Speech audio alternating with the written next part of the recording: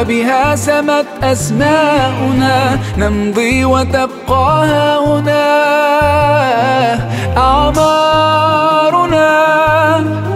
هذا أيام فضيلة طبعا، وإحنا قبل كل حاجة مسلمين والإسلام يجمعنا. إحنا نسوي شيء لوجه الله، ما في يعني ما نتسابق بأنه يكون تنافس شخصي، إحنا نسوي شيء لوجه الله. اليوم كانت المباراة مناسبة أنه يوم قبل يوم عاشوراء، ترى الناس فيها خير.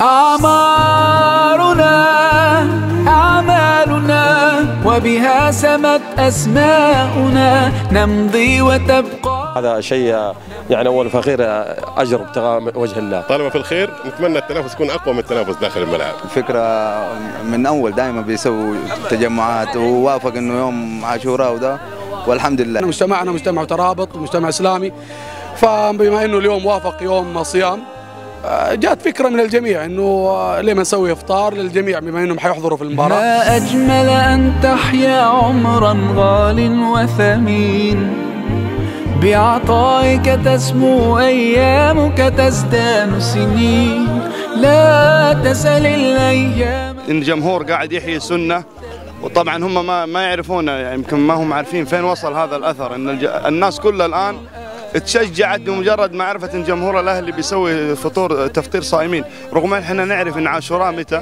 عاشوراء بكره ترى، لكن يوم 9 انك تصوم مع يوم 10 هذا احياء للسنه. جبنا معنا فطور لكن كان على القد، جينا لقينا ما شاء الله مو 5 نجوم 10 نجوم يا راجل.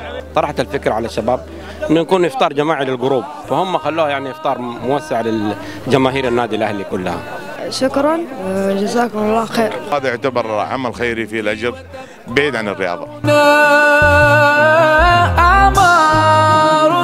مو شرط انه عند الملعب، سووا عند البحر، سووا عند بدنا، يعني العيال مو مقصرين الحمد لله. هي من زمان يعني، بس انه ما كانت تظهر اعلاميا. كل الجماهير السعوديه تتمنى زي هذا الفطور. لن انتظر الفرصه حتى ترأف. تفعيل الدور الاجتماعي واجب صراحه وضروري، لان هذه الفتره تعرف ان الناس انفصلت عن بعض. اليوم اللي سوى مو النادي ترى، اللي سوى الجمهور، يعطيهم العافيه.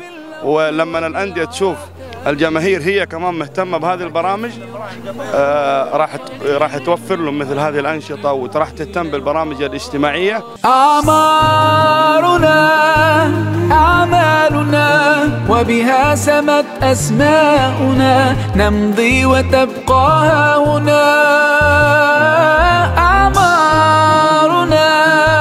أعمالنا وبها سمت